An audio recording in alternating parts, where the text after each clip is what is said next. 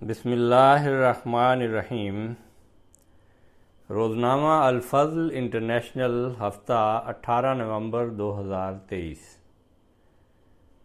بنیادی مسائل کے جوابات، قسط نمبر 64، مرتبہ ظہیر احمد خان، انچارج شعبہ ریکارڈ، دفتر پی ایس، لندن۔ حضرت ابو طالب کے ایمان لانے کے بارے میں رہنمائی۔ وراثت میں لڑکے کو 2 اور لڑکی کو 1 حصہ ملنے اور حقوق نسواں کے متعلق رہنمائی۔ بسم اللہ الرحمن الرحیم میں صفت وحدانیت کا ذکر کیوں نہیں کیا گیا؟ سوال۔ پاکستان سے ایک دوست نے حضور انور ایدہ اللہ تعالی بنصرہ العزیز کی خدمت اقدس میں لکھا کہ مجھے حضرت ابو طالب سے خاص محبت ہے، کیونکہ انہوں نے ساری زندگی حضور صلی اللہ علیہ وسلم کی حفاظت کی اور مشکل ترین وقت میں حضور صلی اللہ علیہ وسلم کا ساتھ دیا۔ ایسا شخص مسلمان کیسے نہیں ہو سکتا؟ حضور انور ایدہ اللہ تعالی نے اپنے مکتوب مورخہ 22 اگست 2022 میں اس سوال کے جواب میں درج ذیل رہنمائی فرمائی۔ حضور نے فرمایا، جواب: حضرت ابو طالب نے حضور صلی اللہ علیہ وسلم کی غیر معمولی طور پر مدد اور حمایت کی اور شیب ابی طالب میں محصور رہنے کے تکلیف دہ زمانہ میں بھی حضور صلی اللہ علیہ وسلم کا ساتھ نہیں چھوڑا۔ حضرت ابو طالب کی اسی ہمدردانہ سلوک اور رویہ کی بنا پر حضور صلی اللہ علیہ وسلم کے سب سے بڑے عاشق اور آپ کے غلام صادق اور روحانی فرزند حضرت مسیح موعود علیہ السلام حضور صلی اللہ علیہ وسلم کی کفار مکہ کی طرف سے ہونے والی مخالفت اور حضرت ابو طالب کی طرف حضور صلی اللہ علیہ وسلم کو ملنے والی حمایت کا ذکر کرتے ہوئے فرماتے ہیں، جب یہ آیتیں اتری کہ مشرکین رجس ہیں، پلید ہیں، شر البریہ ہیں، سفہاء ہیں اور ذریت شیطان ہیں اور ان کے معبود وقود النار اور حسب جہنم ہیں، تو ابو طالب نے حضرت صلی اللہ علیہ وسلم کو بلا کر کہا کہ اے میرے بھتیجے، اب تیری دشنامدہی سے قوم سخت مشتعل ہو گئی ہے اور قریب ہے کہ تجھ کو ہلاک کریں اور ساتھ ہی مجھ کو بھی۔ تو نے ان کے عقل مندوں کو سفیہہ قرار دیا، یعنی بے وقوف، اور ان کے بزرگوں کو شر البریہ کہا اور ان کے قابل تعظیم معبودوں کا نام حزم جہنم اور وقود النار رکھا، اور عام طور پر ان سب کو رجس اور ذریت شیطان اور پلید ٹھہرایا۔ میں تجھے خیر خواہی کی راہ سے کہتا ہوں کہ اپنی زبان کو تھام اور دشنامدہی سے باز آ جا، ورنہ میں قوم کے مقابلہ کی طاقت نہیں رکھتا۔ حضرت صلی اللہ علیہ وسلم نے جواب میں کہا کہ اے چچا، یہ دشنامدہی نہیں ہے بلکہ اظہار واقعہ اور نفس الامر کا عین محل پر بیان ہے، اور یہی تو کام ہے جس کے لیے میں بھیجا گیا ہوں۔ اگر اس سے مجھے مرنا درپیش ہے تو میں بخوشی اپنے لیے اس موت کو قبول کرتا ہوں۔ میری زندگی اسی راہ میں وقف ہے، میں موت کے ڈر سے اظہار حق سے رک نہیں سکتا۔ اور اے چچا، اگر تجھے اپنی کمزوری اور اپنی تکلیف کا خیال ہے تو مجھے پناہ میں رکھنے سے دستبردار ہو جا۔ بخدا مجھے تیری کچھ بھی حاجت نہیں، میں احکام الہی کے پہنچانے سے کبھی نہیں رکوں گا۔ مجھے اپنے مولا کے احکام جان سے زیادہ عزیز ہیں۔ بخدا اگر میں اس راہ میں مارا جاؤں تو چاہتا ہوں کہ پھر بار بار زندہ ہو کر ہمیشہ اسی راہ میں مرتا رہوں۔ یہ خوف کی جگہ نہیں بلکہ مجھے اس میں بے انتہا لذت ہے کہ اس کی راہ میں دکھ اٹھاؤں۔ حضرت صلی اللہ علیہ وسلم یہ تقریر کر رہے تھے اور چہرہ پر سچائی اور نورانیت سے بھری ہوئی رقت نمایاں ہو رہی تھی۔ اور جب آن حضرت صلی اللہ علیہ وسلم یہ تقریر ختم کر چکے تو حق کی روشنی دیکھ کر بے اختیار ابو طالب کے آنسو جاری ہو گئے اور کہا کہ میں تیری اس اعلیٰ حالت سے بے خبر تھا، تو اور ہی رنگ میں اور ہی شان میں ہے، جا اپنے کام میں لگا رہ، جب تک میں زندہ ہوں، جہاں تک میری طاقت ہے میں تیرا ساتھ دوں گا۔ یہ سب مضمون ابو طالب کے قصہ کا اگرچہ کتابوں میں درج ہے، مگر یہ تمام عبارت الہامی ہے جو خدائے تعالیٰ نے اس عاجز کے دل پر نازل کی۔ صرف کوئی فقرہ تشریح کے لیے اس عاجز کی طرف سے ہے۔ اس الہامی عبارت سے ابو طالب کی ہمدردی اور دلسوزی ظاہر ہے، لیکن بکمال یقین یہ بات ثابت ہے کہ یہ ہمدردی پیچھے سے انوار نبوت و آثار استقامت دیکھ کر پیدا ہوئی تھی۔ ازالہ اوہام۔ پس حضرت ابو طالب نے حضور صلی اللہ علیہ وسلم کی انتہائی درجہ کی حمایت کی، یہاں تک کہ حضور صلی اللہ علیہ وسلم کی خاطر اپنی قوم کی مخالفت اٹھانے کو بھی تیار ہو گئے، لیکن انہوں نے اپنی قوم کے دین کو نہیں چھوڑا اور حضور صلی اللہ علیہ وسلم کے اصرار کے باوجود کلمہ پڑھ کر توحید کا اقرار کرنے سے انکار کر دیا۔ چنانچہ رؤسائے مکہ کی شکایت پر حضرت ابو طالب کے حضور صلی اللہ علیہ وسلم کو اس کام سے باز آنے کی تلقین کرنے اور پھر حضور صلی اللہ علیہ وسلم کے جواب پر حضرت ابو طالب کی طرف سے حضور صلی اللہ علیہ وسلم کی حمایت کے اعلان کے واقعہ کا ذکر کرنے کے بعد حضرت مسلم موعود رضی اللہ عنہ تحریر فرماتے ہیں، ابو طالب کے اس جواب کی اہمیت کا پورا اندازہ وہ لوگ نہیں کر سکتے جو تاریخ سے ناواقف ہونے کی وجہ سے ایک اور واقعہ کو نہیں جانتے جس سے ابو طالب کی قلبی کیفیت کا پتہ چلتا ہے، اور یہ معلوم ہوتا ہے کہ انہیں اپنی قوم سے کتنی محبت تھی۔ جب ان کی وفات کا وقت قریب آیا تو چونکہ رسول کریم صلی اللہ علیہ وسلم کو ان سے بہت ہی محبت تھی ان کی قربانیوں اور حسن سلوک کی وجہ سے، اس لیے آپ صلی اللہ علیہ وسلم کو سخت دکھ تھا کہ آپ مسلمان ہوئے بغیر مر رہے ہیں۔ آپ صلی اللہ علیہ وسلم کبھی ان کے دائیں جاتے اور کبھی بائیں اور کہتے کہ اے چچا، اب موت کا وقت قریب ہے، لا الہ الا اللہ محمد الرسول اللہ کہہ دیجئے، مگر ابو طالب خاموش رہے اور کچھ جواب نہ دیا۔ آخر رسول کریم صلی اللہ علیہ وسلم نے بہت اصرار کیا، آپ پر رقت طاری تھی اور آپ بار بار کہتے تھے کہ اے چچا ایک دفعہ کلمہ پڑھ لیں تاکہ میں خدا کے حضور کہہ سکوں کہ آپ نے اسلام قبول کر لیا تھا، لیکن ابو طالب نے آخر میں یہی جواب دیا کہ میں اپنی قوم کے دین کو نہیں چھوڑ سکتا۔ گویا ان کو اپنی قوم سے اتنی محبت تھی کہ وہ اس کے بغیر جنت میں بھی جانا نہ چاہتے تھے۔ اسی قوم سے اس قدر شدید محبت رکھنے والے پر رسول کریم صلی اللہ علیہ وسلم کے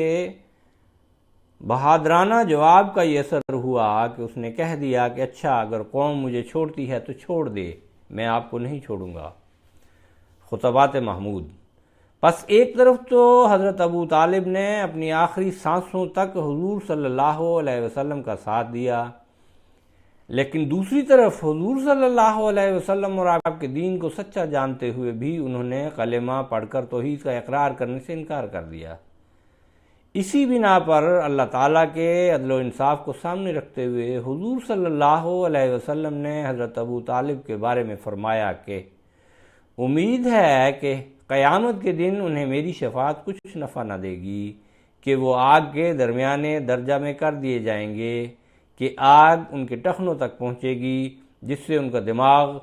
کھولنے لگے گا۔ اگر میں نہ ہوتا تو وہ دوزخ کے سب سے نچلے درجہ میں ہوتے۔ صحیح بخاری۔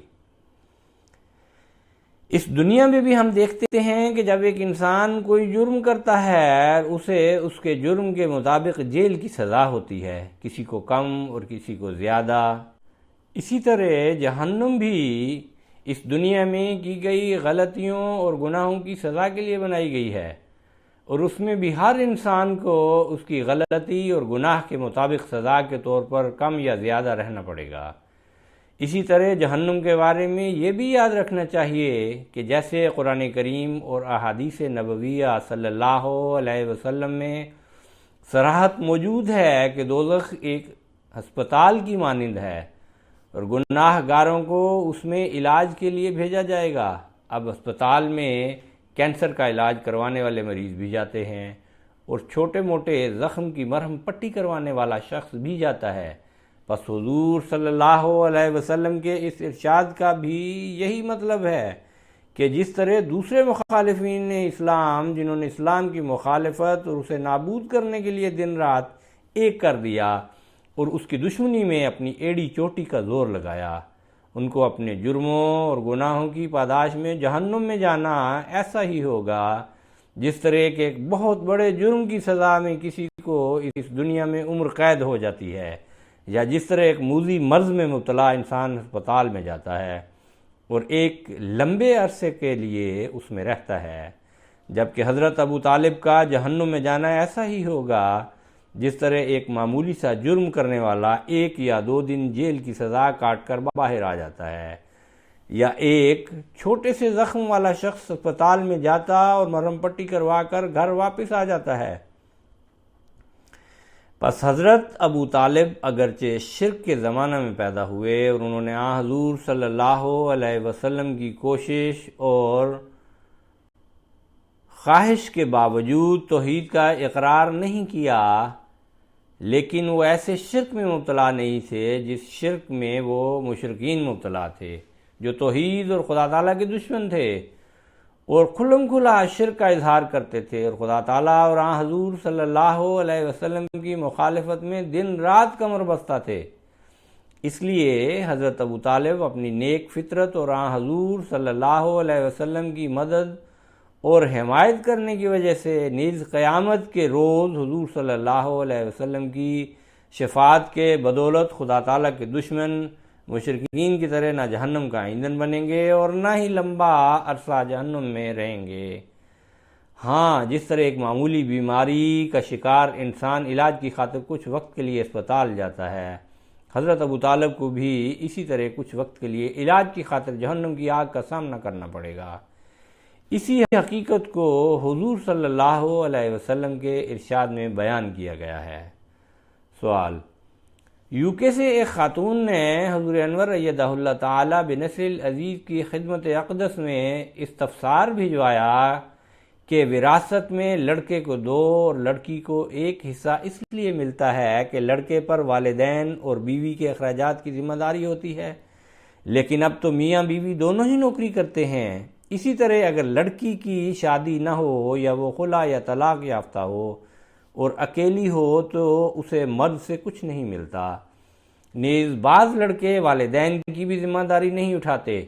اور لڑکیاں نوکری کر کے گھر کی ذمہ داری اٹھاتی ہیں۔ میرے نزدیک ان چیزوں کی وضاحت ضروری ہے تاکہ عورت کا حق نہ مارا جائے۔ حضور انور ایدہ اللہ تعالی بنصر العزیز نے اپنے مکتوب مورخہ 22 اگست 2022 میں اس سوال کا درج ذیل جواب عطا فرمایا۔ حضور انور نے فرمایا: جواب: پہلی بات یہ ہے کہ اسلام کی تعلیم دائمی، غیر مبدل اور ہر زمانہ کے لیے اسی طرح قابل عمل ہے جس طرح یہ حضور صلی اللہ علیہ وسلم کے عہد مبارک میں قابل عمل تھی، کیونکہ اس تعلیم کو نازل کرنے والی ہستی روز اول سے قیامت تک کائنات میں ہونے والے تمام تغیر و تبدل اور حالات و واقعات سے بخوبی واقف ہے، اور اسی ہستی نے اس تعلیم کی حفاظت کی بھی ذمہ داری اٹھا رکھی ہے۔ اس لیے یہ کہنا کہ پرانے وقتوں میں تو اسلام کی تعلیم قابل عمل تھی، لیکن اب چونکہ عورتیں ملازمت کرنے لگ گئی ہیں اور گھریلو ذمہ داریاں اٹھانے لگ گئی ہیں، اس لیے اب اسلام کی اس تعلیم میں تبدیلی کی ضرورت پیدا ہو گئی ہے، ایک لغو اور نامناسب بات ہے۔ جہاں تک عورتوں کے صاحب جائیداد ہونے یا گھریلو ذمہ داریاں اٹھانے کی بات ہے تو یہ صرف اس زمانہ سے ہی مخصوص نہیں بلکہ پرانے زمانہ اور حضور صلی اللہ علیہ وسلم کے عہد مبارک میں بھی عورتیں بڑی بڑی مالدار تھیں اور اپنے خامدوں اور بچوں پر اپنے مال خرچ کیا کرتی تھیں، لیکن انہوں نے ایسا کبھی سوال نہیں اٹھایا کہ چونکہ ہم اپنے خامدوں اور بچوں پر خرچ کرتی ہیں اس لیے والدین کے ترکہ میں سے ہمیں مردوں کی طرح برابر کا حصہ ملنا چاہیے۔ چنانچہ حضرت خدیجہ رضی اللہ عنہا ایک مالدار خاتون تھیں جنہوں نے شادی کے بعد اپنا سارا مال و دولت حضور صلی اللہ علیہ وسلم کے سپرد کر دیا تھا۔ تفسیر کبیر علامہ فخر الدین رازی۔